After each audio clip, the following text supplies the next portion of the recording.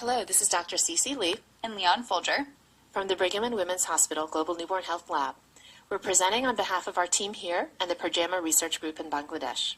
Our study is titled A Novel Icterometer for Hyperbilirubinemia Screening in Low-Resource Settings. Every year, around the world, 1.1 million infants are diagnosed with severe hyperbilirubinemia. 114,000 infants die from jaundice-related complications. 75,000 infants develop kernicterus. Many of these cases are preventable. In low and middle income countries, there are several delays to care for the newborn with hyperbilirubinemia. First, there's a delay in recognizing illness and the caregiver's decision to seek care. Second, there's a delay to reach care, whether due to inadequate roads or transportation. Third, even after reaching the hospital or health facility, there's a delay to receive care due to lack of laboratory testing, personnel, or phototherapy. Our innovation addresses the first delay, specifically the failure to recognize and seek care for newborn jaundice. The Gossett icterometer was developed in the 1960s to improve the objectivity of visual inspection for jaundice. The icterometer was matched to the infant's blanched skin and used to approximate bilirubin levels. At the time, it was never widely adopted due to high cost, increasing availability of serum bilirubin testing, and difficulties of mass production with the available technology.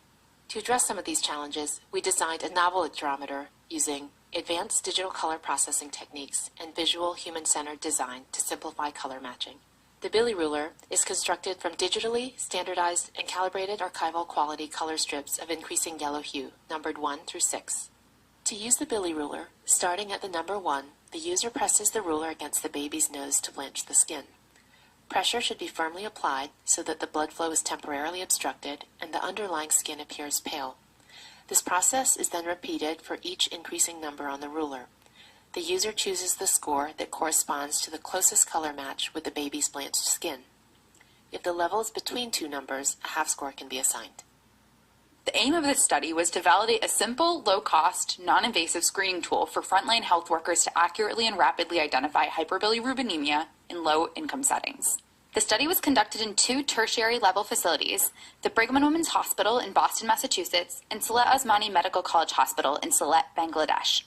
Inclusion criteria were a postnatal age less than 28 days and weight greater than 1,000 grams. Infants were excluded if they had received prior exchange transfusion or phototherapy. Screening and consent, we measured the degree of jaundice for each subject with the biliruler without prior knowledge of bilirubin levels, and then measured a transcutaneous bilirubin level using a Draeger JM105 device. A serum bilirubin level was also recorded if available. Approximately 400 participants were enrolled in each site. In Boston, the cohort was multi-ethnic, and the participants enrolled had lower mean TCB and lower rates of hyperbilirubinemia compared to the enrolled Bangladesh cohort. Biliruler scores were well correlated with both transcutaneous and serum reference standard bilirubin levels. We defined several different bilirubin thresholds of potential clinical relevance. Compared to a transcutaneous reference, the biliruler detected different TCB cutoffs with high sensitivity and good specificity. For example, an average biliruler score of 3.5 or higher had a 90% sensitivity and 86% specificity of identifying a TCB of greater than or equal to 13 milligrams per deciliter. The area under the receiver operating curve is a statistic used to assess diagnostic accuracy and tell us how well a test sorts individuals with and without a condition, essentially showing how the test balances sensitivity and specificity. We calculated AUCs for the biliruler to detect different clinical thresholds of hyperbilirubinemia.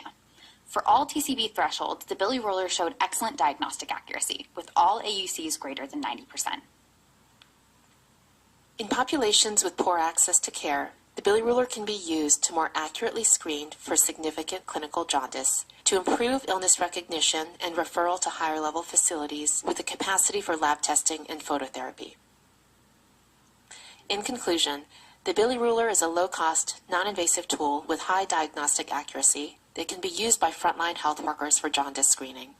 It can be used at the community level, in outpatient clinics, or even health facilities that do not have the capacity for lab testing or the ability to afford a transcutaneous bilirubinometer.